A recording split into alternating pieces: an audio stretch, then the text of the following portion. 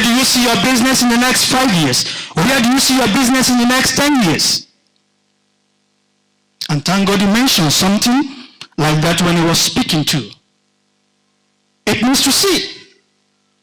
And if you are going to craft your vision in a very simple terms, just one sentence.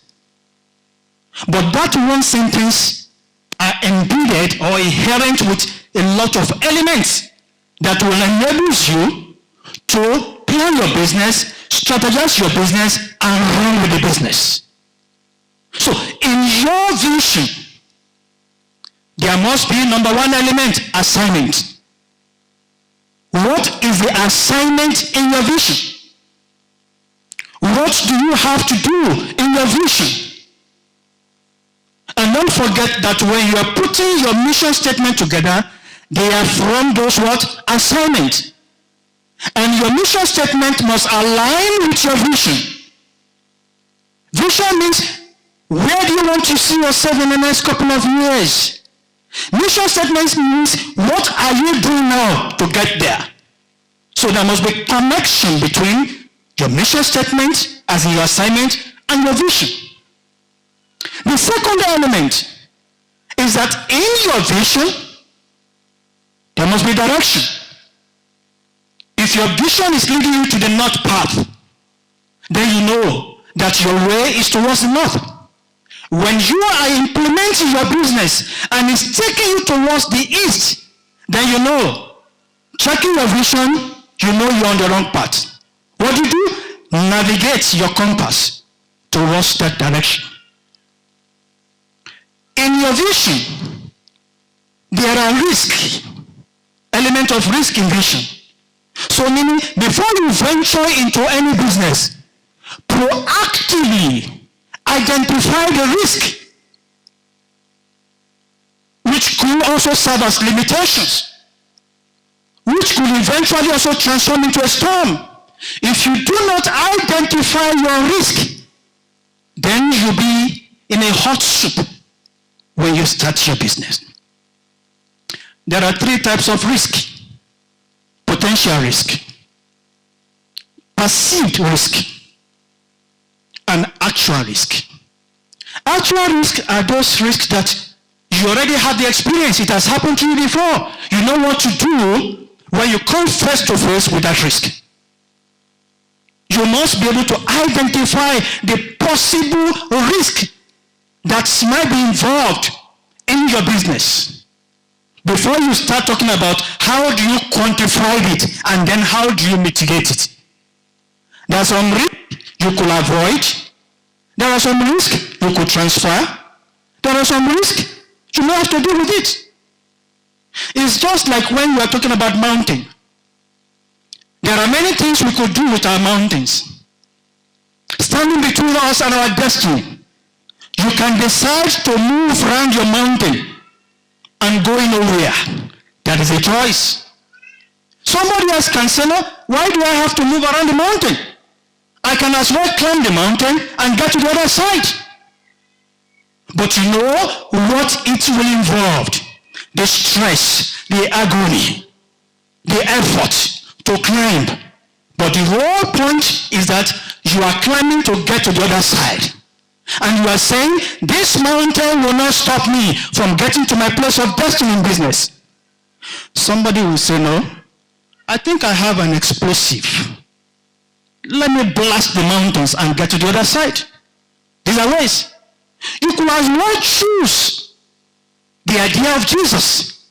Just get to the mountain, place your feet upon it, and split the mountain. So, many ways. The whole essence is for you to get to and to break every limitations. So, in your vision too, is provision. No matter your kind of business that you have possibly initiated, okay, there are resources in that business. I always advise my clients who start small business, don't go out there and borrow the money because you want to start business. As a matter of fact, as far as I'm concerned, money doesn't start business. idea, start business.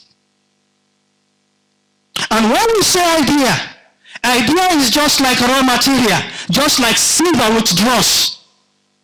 Idea is just like raw materials that you cannot describe. No shape, no form. So what do? You conceptualize your idea and give it a shape and give it a form so that when I'm sharing with you, I can describe and you can get the picture of what I am saying without placing the object before you. In your vision, there is time frame. There is time frame, and time waits for no one. We started this business about how many minutes ago? Let's say 50 or 40. Guess what? You and I are now about 40 minutes older than when we came. So, time is of essence. Time waits for no one. But don't forget that nobody can manage time except God. We can only manage our activities within the given time frame. And finally, in your vision is conviction. If you are not convinced about what you see, please don't move ahead. That conviction, I call it a propelling force. It's right there inside of you, quiet. It will only manifest when you come across challenges, when you are at a crossroad and you feel like giving up. It will come and say, no, you can't give up now. Remember when you have the vision, what you want to be. Do you not want to go back because of these small things? There are people who have got to this stage before and they surpass it. They surmount the problem. Do they have two heads? So that is what your convention tells you. Don't move ahead.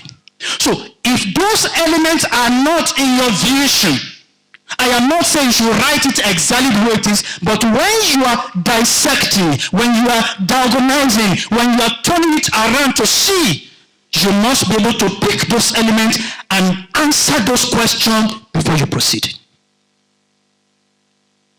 I am right there on high spot where the eagle is. What do I see? Is a question. Why are you in business? Why am I in business? Some will feel, well, because I want to be a boss of my own. Good. Some may feel, I want to be independent. Not wrong.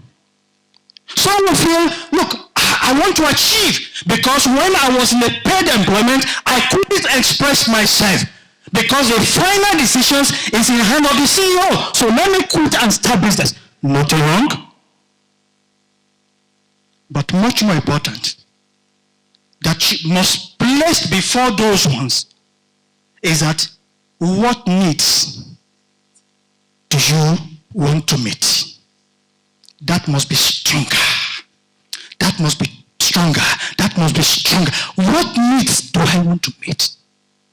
Business is not about you, it's about others. What needs do I want to meet? What economic gap do I want to fill? What questions do I have to answer? What problems do I have to solve? If that is the reason why you're in business, you are good to go. How far do you go in business? The more you pursue money, the more money go far away from you. The more you pursue, if the intention is to pursue money, yes, of course, you still have to have economic gains. If money is the main issue you want to pursue, the more you pursue, the more it runs away.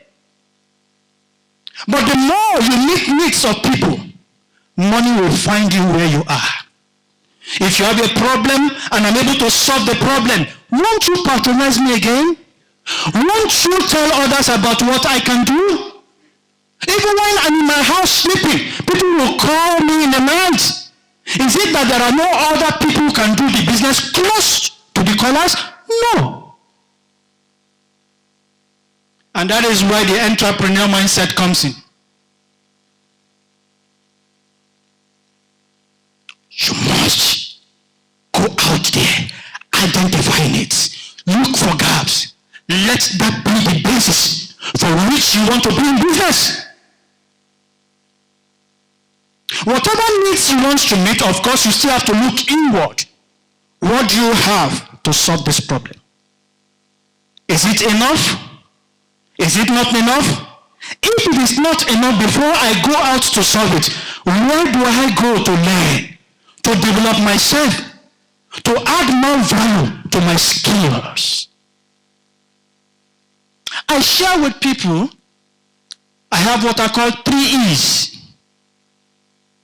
Education, exposure, experience. When you have 3 E's as a businessman, you stand before the queens, you stand before the kings. And that is not to say that if you don't go have education, you can't start business. Those who don't have enough education, even people like Dangote that have business, they still find a way of going to school. They still find a way of go to school to learn certain things. Because if you are the CEO of your business, an accountant is telling you debit and credit, and you are beginning to ask, what is credit, what is debit, what is income statement? Before you know it, your money is gone. Before you know it, your business is already on the sea. You'll be wondering, why is my business on the sea? It is important. Again, I stood there where the eagle is, and the question that comes to mind is, do I know the relationship between business and economics? Many of us will do business, but we don't care and bother about economics. The government says they care about economics. You care about producing and selling, which is okay.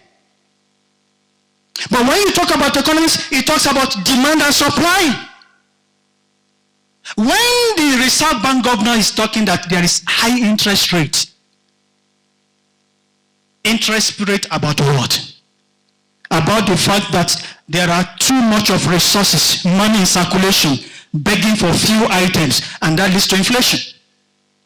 And if it is consistent and persists, the government will say, okay, let's mop up the currency so as to reduce the amount of money in circulation. So that those who are selling high, they will have to do what? Bring their price down. The Reserve Bank governor, what is he producing? What is he supplying? All his mathematics is about what you do, the product you produce, the one you supply. But they use those information now to now come out with a calculation or policy to say, okay, let's go this way. What am I trying to say? There is connection between business and economics. Connection between business. So what am I trying to say? Don't say because you are in business, you don't listen to news. You don't bother about business news. So it's like, well, let them be doing what they like. This is my business. Whereas what they are doing there is affecting your business, just like what he said. I remember in 2018 when the president then, changed the Minister of Finance. Do you still remember? Around August.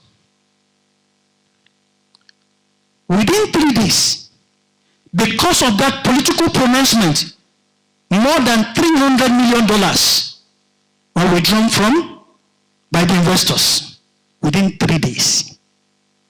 Just because a man announced a change of just person, and the investor felt, I can't put my money in this country where we have this kind of minister. These are external factors that you don't have control over, but listen to get to know information from those sources. that will enable you to come to your boardroom and now take a decision. How does this policy affect my business? How does this pronouncement affect my business? And that is to say that the government is interested in what you do. That's all where I'm going. So if they are interested in what you do, and you are in a business, did you ask yourself, under what industry is your business? Do you know? You need to know. Your industry, in which sector of the economy is it? Do you know? You need to know. Those are the government sides. Have agency that formulate policy that touches your business. Do you know? They have commitments that they're expecting from you. Do you know? They have programs, support programs for your business. Do you know? So you must know. Otherwise, some challenges will come your way and you don't know where the problem, where the solution is. Whereas it's just a matter of walking into the agency and ask them, look, my name is so person, I'm into this business. This is my problem. How do I go about it? They will come out with a policy. To say, okay, this is what we expect from you. And this is the kind of programs we have for you. So many. You must broaden your horizon to limit limitation. To reduce limitation, you must broaden your horizon. Increase your learning curve. Otherwise, what you call problems may not be a problem. It may really not be a problem. So, the government is interested in what you do. In the world today, we have about 582 businesses across the world. 582 across the world. And those businesses are contributing nothing less than 33% to the gross domestic product of the world economy. If your business is registered, you're also part of those companies. So somebody is recognizing your contribution somewhere in the US, but you don't seem to know. And they contribute about 45% into the labor force. So take those labor out of the world and imagine what will be happening now. Despite the 45% labor force, we are still having a problem of unemployment. So, to solve the problem of the government is to also support you. Because they know when they support you and your business grow better, then you can pay your tax. And they can now use your tax to provide you water, to provide you roads, to give you service delivery. Not only that, when your business grow and become better, you create employment. So, they are not doing you any favor. Okay? They are not doing, because they are also benefiting from it. It is important that that is clear. In the US, we have about 34.5 million businesses in the US. And when you say small business, you have the micro, you have the small, and then you have the medium scale. Most of the advanced country, they talk more about SME, small and medium. But in the emerging economies like ours and South Africa and Nigeria, we are talking about either MSME or SME. We added the macro aspect. US have about a population of 340 million, with about 34.5 million businesses. From the latest research, just because of this COVID, they are expecting about 17.2 million businesses to be added to that of America for this year only. Why? Because COVID, that big challenges, has opened the eyes of people to see many other opportunities. So, if not for that COVID, those 17.2 that they are predicting wouldn't have even go that way at all. So, when there is a problem, guess what? there is something golden in that problem. There is something golden in the problem. When you now come down to UK has about 5.5 million businesses, and they generate about 16.4 million employment. The small business generates 12.9 million employment. The medium scale generates 3.5 thereabout million employment. And you now go to Canada, that has about 39 million population. They have two categories of small business. One is employer small business, and the second is non-employer small business. The employer small business are those who are employed. So they generate about 16.1 million employment.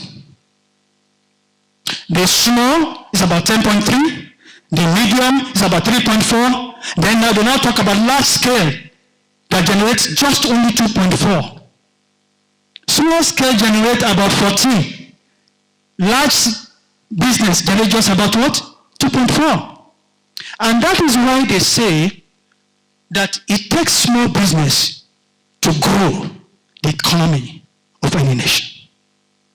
So if you have a business, be glad that you are part of that group that is contributing to the GDP of your nation and at the same time also generating employment. The other non-employer small businesses, those ones are just like self-employed, like plumbers. Those ones have their own contributions to make. They don't employ. They only get people when they have a project. As a plumber, if you have a project, just get 2-3 people to work with you, and the moment the job is finished, they go. The danger there is that as a plumber, you are the CEO of your business. You are the marketer of your business. You are the cleaner of your business. When you are sick as a plumber, your business is sick. When you are bedridden, your business is bedridden. When you die, your business go. And I always advise those who are into self-employed, nothing wrong. If there's a role we could help you to also own your business.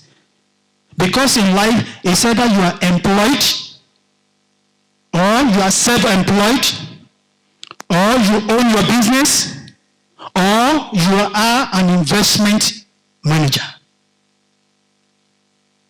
There are people who are self-employed, there are people who are employed, and there are also a category of people that are unemployed. They are unemployed not because they don't want to work, but because there is no what? Opportunities. The unemployable is the most dangerous.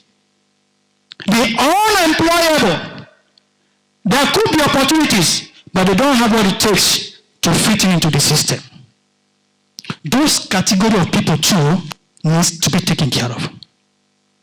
So when you come to Nigeria, Nigeria has about 41.5 million entrepreneurs or businesses. In South Africa, population about 57.5 million, has 2.6 as at last quarter of 2019, and then the first quarter of what? Of 2020. From 2.65, it reduces to 2.36 in the third quarter of 2020. What does that mean? 219 businesses have collapsed.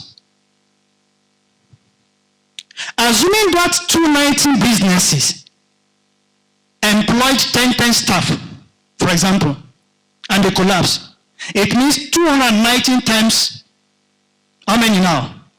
Times 10,000 people are out of the job. They are back into the labor market. And that becomes a burden to the government. So, in South Africa here, we have what we call new entrants. From 2019 to 2021, about 17.5% increase of new entrants of businesses. That same period, there are category of business we call the established business ownership. They are not new entrant. Okay? They have stabilized. Their business is grounded. They increased just by about 2.9%, which is good. Because previous years, the EBO category of businesses, most of them die so quickly. They die so quickly. So what am I saying? Is that as a business person, business is not just about you. It's about others. It's also about government. Of course, at the end of the day, the returns get back to you in terms of profits. But that is not the end thing. So, in all I've been involved in two businesses, very quickly 5 minutes, I was involved in piggery farm at the time. Then I was general manager of my company.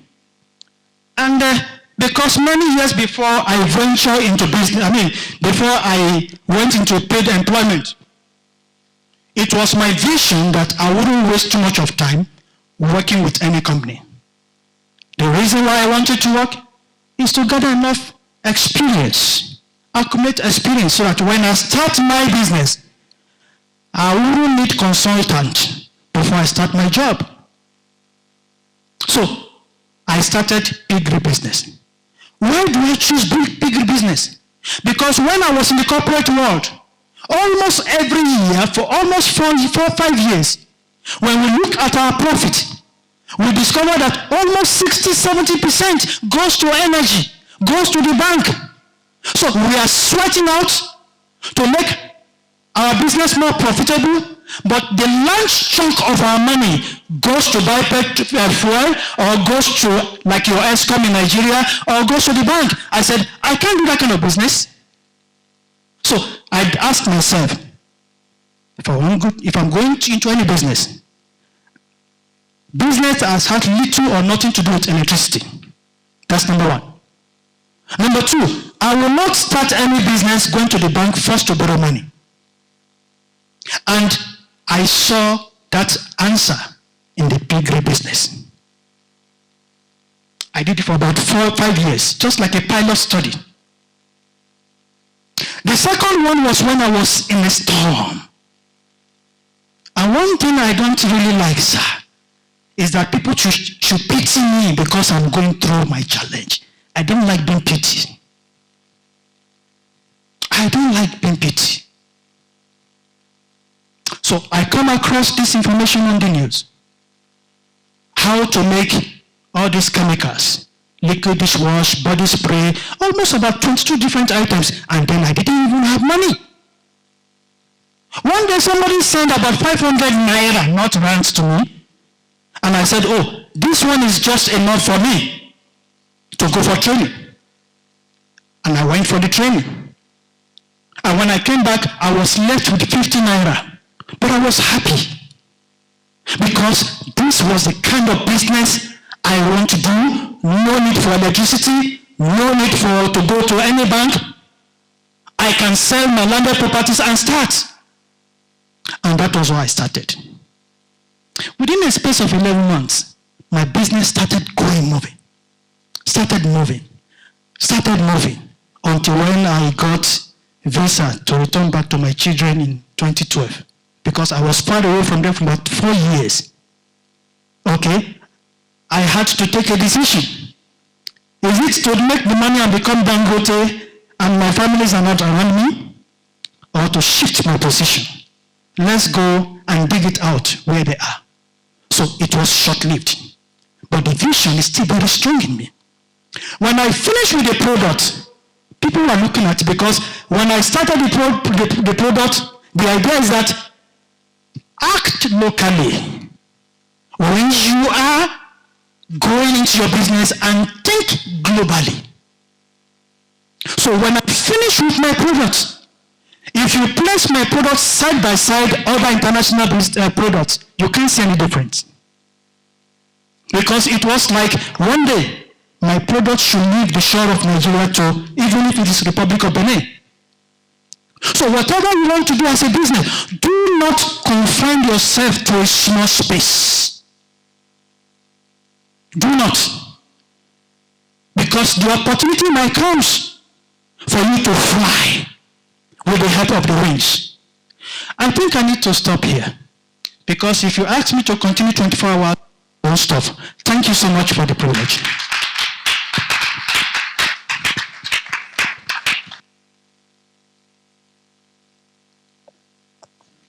Wow, wonderful. Thank you so much, Dr. Matthew. I hope you really enjoyed that session. A lot of information has just been passed, and it's left for you to know how it impacts your business, and for you to know that government has interest in your business. He mentioned quite a number of factors that we need to think about. The 3 E's: education, exposure, and experience is so important. And where are you in these 3 E's? Which one do you need right now to break your limitations? I know we're in the open source knowledge, whereby you can Google anything. I believe people, or our women, they also Google to even make up. So ahead. So, exposure economy.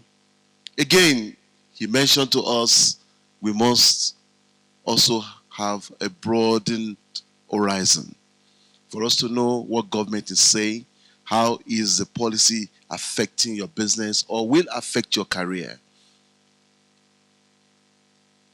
And so many other things that he mentioned. The one that caught my heart also is that there are people who are unemployable. How do we conquer that? You can ask your question after that. And so many things. And that COVID increased the space of business in certain economies. Wonderful. One of the ones that really came to limelight is Zoom. Zoom was a struggling idea before pandemic, and it suddenly blossomed like that. I believe Oprah Winfrey had investment in 2018 in Zoom. She never even looked at it. But when COVID came, she gave it an attention. And so many things have happened. Technology became cheaper. Some of us with small church group cannot afford to be on YouTube or Facebook. Now we can be on Facebook. I don't know if you know that. That's why we have become a global church. It's no longer about the location. And the last speaker said, in your idea, you can think locally. I mean, you can act locally, but think globally. Let's give a round of applause to Dr. Matthew. Thank you so much. I know the time, space is so short for what you carry, but we know